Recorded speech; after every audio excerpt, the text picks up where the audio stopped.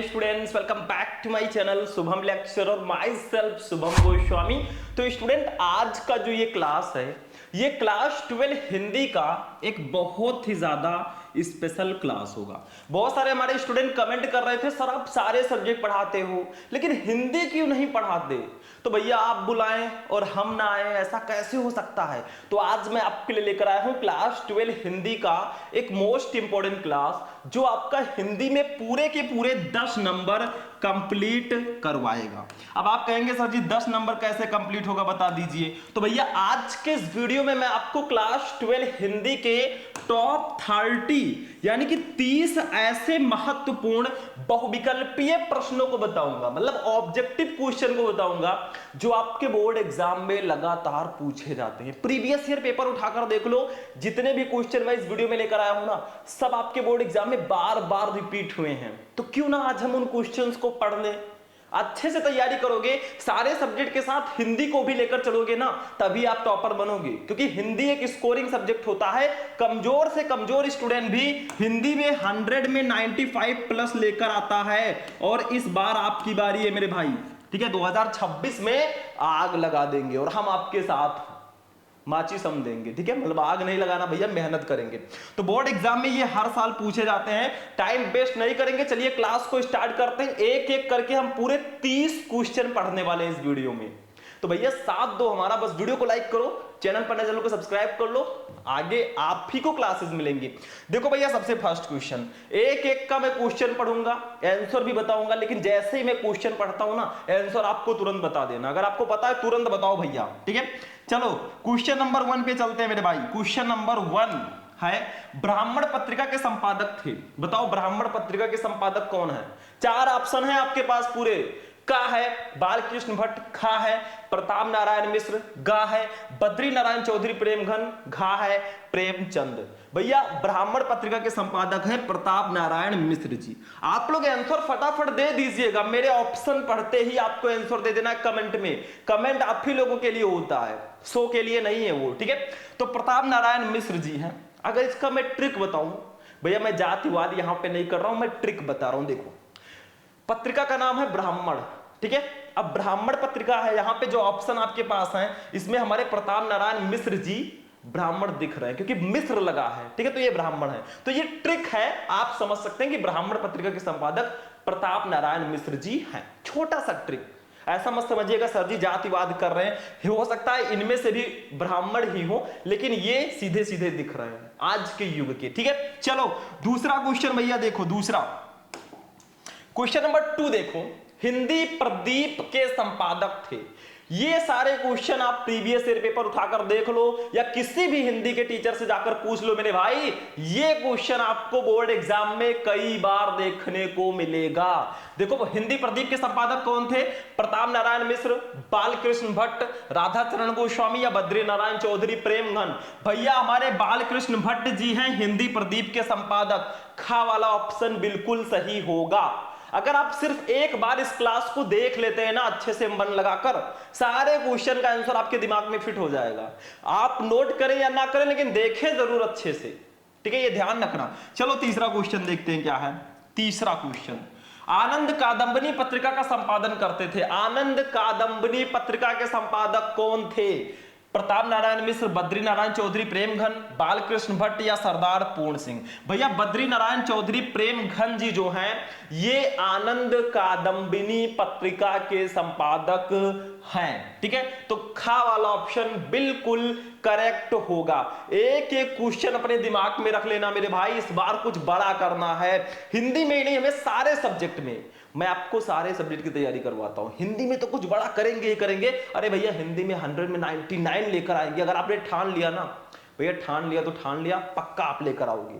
सिर्फ आपके अंदर वो दृढ़ निश्चय होना चाहिए, मैं लाऊंगा लाऊंगा लाऊंगा, एक जिद होनी चाहिए। चलो चौथा क्वेश्चन देखो मेरे भाई। चौथा, निंदा रस निबंध के रचनाकार कौन है? ये क्वेश्चन शायद आपको पता हो, क्योंकि आपके 12th में निंदा रस चैप्टर है और इसके लेखक भी हैं, तो क्वेश्चन का आंसर तो पता ही होगा मेरे भाई। हजारी प्रसाद द्विवेदी, प्रेमचंद, हरिशंकर प्रसाद या जैनेन्द्र कुमार? तो निंदा रस के लेखक है हमारे हरिशंकर प्रसाद जी। आपका गा वाला ऑप्शन बिल्कुल करेक्ट होगा। ये क्वेश्चन बहुत स्पेशल और आपके 12th में इनका चैप्टर भी है, तो बाय द वे ये क्वेश्चन इजी भी हो जाता है, ठीक है। 5 नंबर का क्वेश्चन देखो, हिंदी का पहला मौलिक उपन्यास कौन सा है? जल्दी बताओ, बहुत इंपॉर्टेंट क्वेश्चन, एग्जाम में आप देख लो, ये वेरी इंपॉर्टेंट है, ये सारे क्वेश्चन इंपॉर्टेंट है, ऐसा मैं नहीं कहूंगा भैया यही इंपॉर्टेंट है, ठीक है। चलो फटाफट बताओ, हिंदी का पहला मौलिक उपन्यास कौन सा है? परीक्षा गुरु, गोदान, गुनाहों के देवता या चित्रलेखा? परीक्षा गुरु जो है ये हिंदी का पहला मौलिक उपन्यास है, तो आपका का वाला ऑप्शन बिल्कुल सही होगा। ध्यान से देख लो मेरे भाई, हम आगे बढ़ रहे हैं फटाफट, इतनी तेजी से आपको भी आगे बढ़ना है। 6वां क्वेश्चन, आवारा मसीहा नामक जीवनी विधा की रचना के लेखक कौन है? मतलब आवारा मसीहा ये एक जीवनी विधा की रचना है और इसके लेखक कौन है, ये आपसे पूछा जा रहा है। धर्मवीर भारती, उपेंद्रनाथ अस्क, यशपाल या विष्णु प्रभाकर? भैया आवारा मसीहा के लेखक हमारे विष्णु प्रभाकर जी हैं, घा वाला ऑप्शन बिल्कुल सही होगा। अरे क्या है मेरे भाई, क्वेश्चन ऑब्जेक्टिव क्वेश्चन को तैयार करने का सबसे अच्छा तरीका है ज्यादा से ज्यादा क्वेश्चन आपको पढ़ना है, 10 नंबर आपका बिल्कुल कंप्लीट रहेगा। चलो 7 नंबर क्वेश्चन पे चलते हैं, रुकेंगे नहीं, बिना रुके हम चलेंगे। 7 नंबर क्वेश्चन, क्या भूलूं क्या याद करूं, ये किस रचना विधा है? मतलब ये किस विधा की रचना है? बहुत सारी विधाएं हैं, कहानी है, उपन्यास है, आत्मकथा है, संस्मरण है, बहुत सारी है, नाटक है, ये कौन सी विधा की रचना है? संस्मरण है, डायरी है, आत्मकथा है या यात्रा वृत्त है? तो भैया क्या भूलूं क्या याद करूं, ये जो रचना है ये आत्मकथा विधा की रचना है, गा वाला ऑप्शन बिल्कुल करेक्ट होगा। लास्ट में आपको यह भी बताना है मेरे भाई कि आपको कितने क्वेश्चन पता है, इन 30 क्वेश्चन में से कितने क्वेश्चन आपको ऑलरेडी पता थे? कुछ पता है, 4-5 question, 10 question, 6 question, 2 question, 1 question पता है, 0 भी पता है ना, वो भी कमेंट कर देना। अपनी स्थिति को जानो मेरे भाई कि हम किस स्थिति में हैं, कैसी हमारी तैयारी है। चलो क्वेश्चन नंबर 8 को देखते हैं। 8 नंबर क्वेश्चन, स्कंद गुप्त नाटक के लेखक कौन है? बच्चे बच्चे को पता है, हाई स्कूल में आपने पढ़ा होगा। प्रेमचंद, लक्ष्मी नारायण मिश्र, जयशंकर प्रसाद या धर्मवीर भारती? भैया जयशंकर प्रसाद जी हैं हमारे स्कंद गुप्त नाटक के लेखक। स्कंद गुप्त, चंद्रगुप्त, अजात शत्रु, नहुस, ये सब जयशंकर प्रसाद जी ने लिखा है। अरे हाई स्कूल में भी आपके जयशंकर प्रसाद जी आपके चैप्टर में थे और इंटरमीडिएट में भी इनका चैप्टर है श्रद्धा मनु। आप जाकर इनका साहित्यिक परिचय, इनकी रचनाओं को पढ़ लेना, ये सब क्वेश्चन आप चुटकियों में सॉल्व कर दोगे, ठीक है, टेंशन फ्री। 9 नंबर क्वेश्चन को देखिए मेरे भाई। 9 नंबर क्वेश्चन, मेरी असफलताएं बाबू गुलाब राय किस विधा की रचना? मतलब मेरी असफलताएं जो है, जो कि बाबू गुलाब राय जी ने लिखा, ये किस विधा की रचना है? कभी कभी पूछ ले जाता है मेरी असफलताएं किसकी रचना है, तो बाबू गुलाब राय जी की है, ठीक है। बताइए किस विधा की है? देखो, जीवनी साहित्य, कहानी, इसको साहित्य कर दीजिएगा, साहित्य, कहानी, डायरी या आत्मकथा? भैया इसका घा वाला ऑप्शन सही होगा, आत्मकथा। मेरी असफलताएं जो है ये आत्मकथा विधा की रचना है और इसके लेखक बाबू गुलाब राय जी हैं। चलो भैया क्वेश्चन नंबर 10 पे चलते हैं। टन टना टन टन, क्वेश्चन नंबर 10, हंस नामक पत्रिका के संपादक कौन है? बहुत इंपॉर्टेंट क्वेश्चन है, हाई स्कूल में आपने पढ़ा होगा, हमने पढ़ा है, आपने नहीं पढ़ा।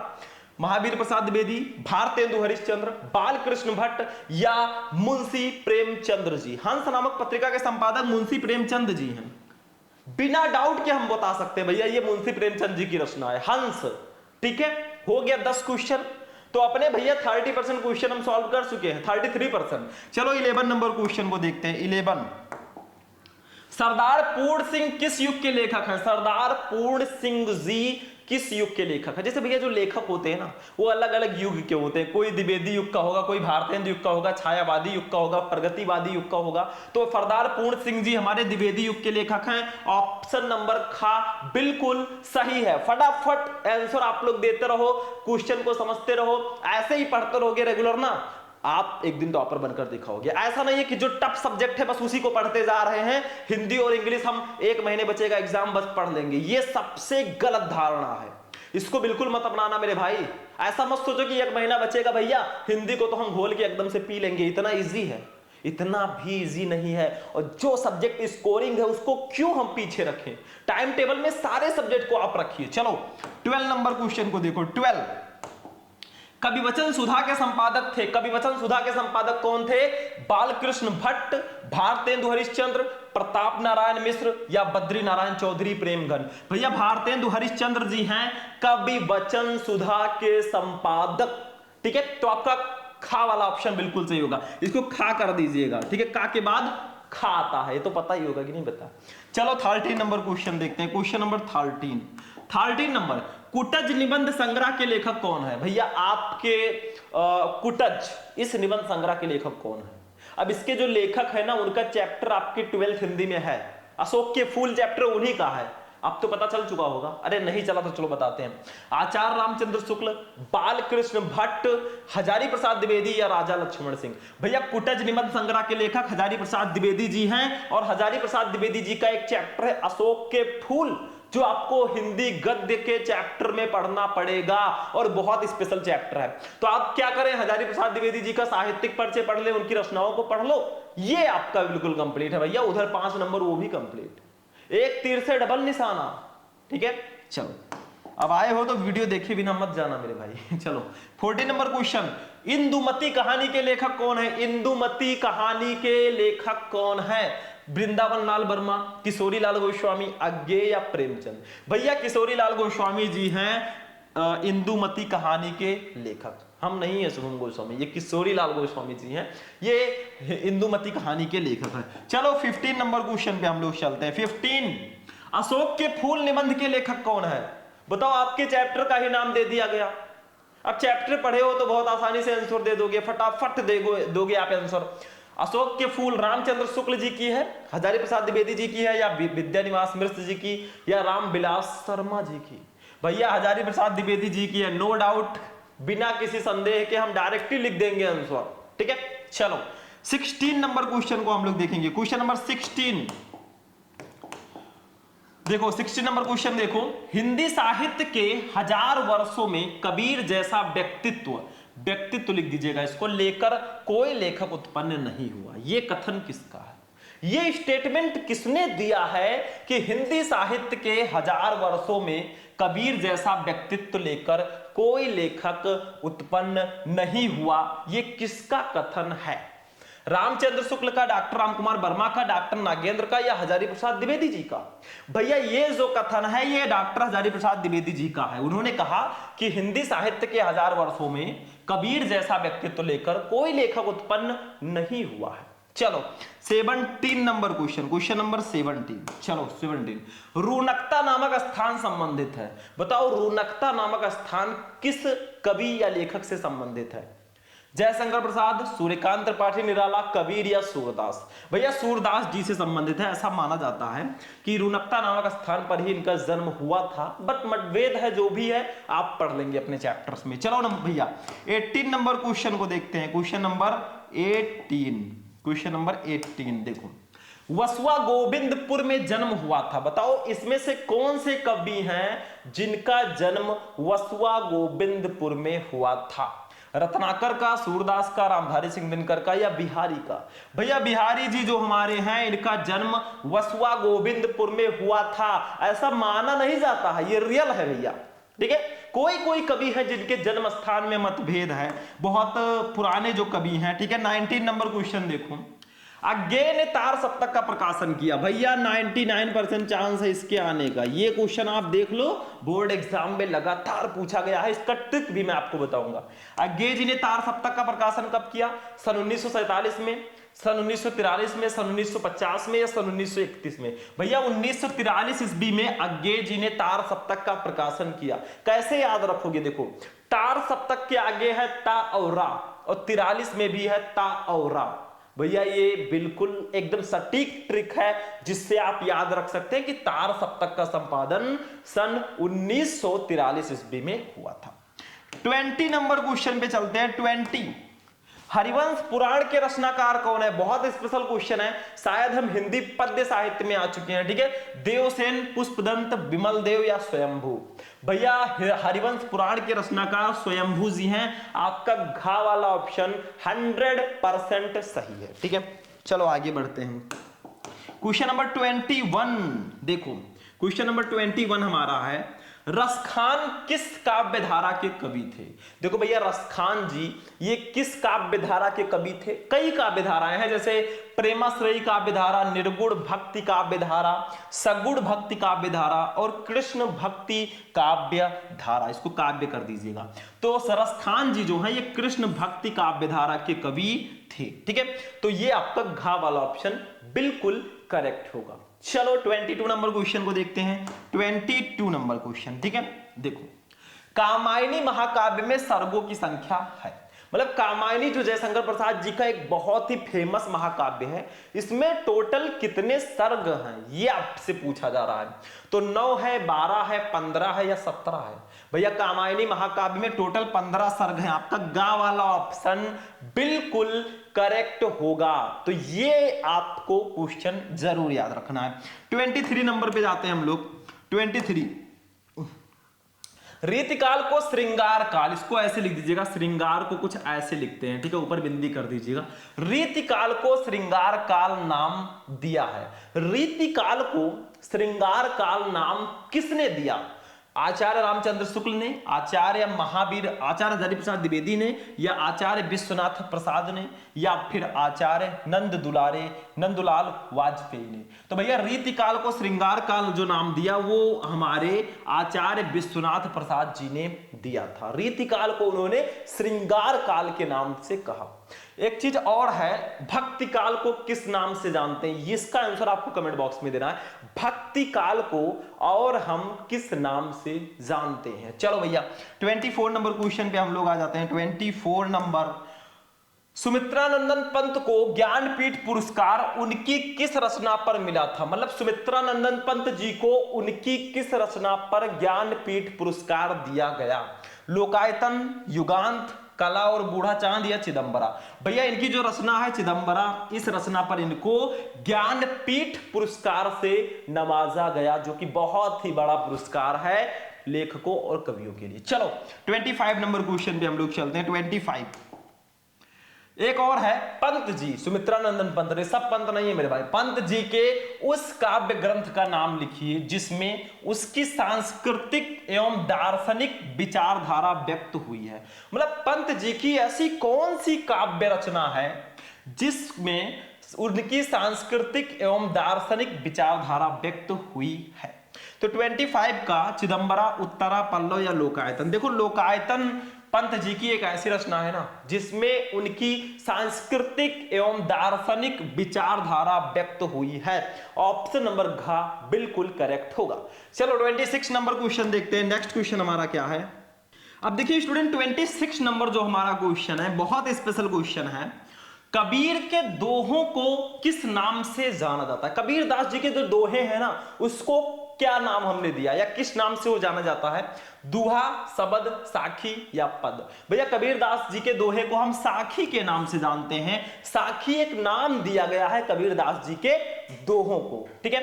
चलो भैया नेक्स्ट क्वेश्चन देखते हैं। 27 नंबर क्वेश्चन देख लो। 27 साकेत की नायिका कौन है? साकेत एक बहुत ही फेमस रचना है। आप लोग कमेंट करके बताइए कि साकेत किसकी रचना है। बहुत इंपॉर्टेंट क्वेश्चन है, मैं बताने को तो बता दूं, लेकिन साकेत जिसकी रचना है ना उनका चैप्टर आपके हिंदी पद्य में है। इतना ट्रिक मैंने दे दिया है।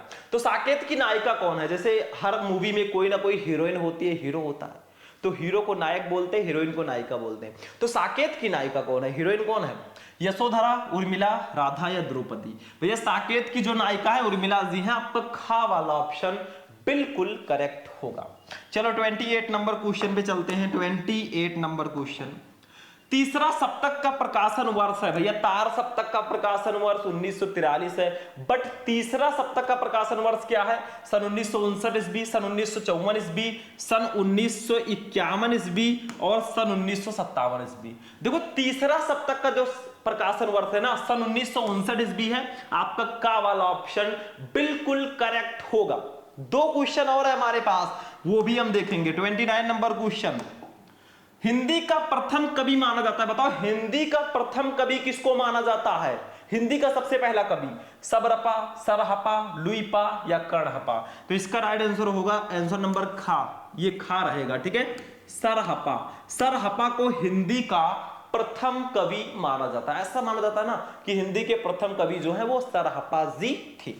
चलो भैया लास्ट क्वेश्चन हमारा आएगा 30 नंबर क्वेश्चन, हिंदी साहित्य के आदिकाल के लिए बीज वपन, बीज शायद बीज रहेगा यहाँ पे, बीज वपन काल नाम दिया है। हिंदी साहित्य के आदिकाल को बीज वपन काल नाम किसने दिया? देखो यहाँ पे बीज है कि बीज है वो आप लोग देख लेना।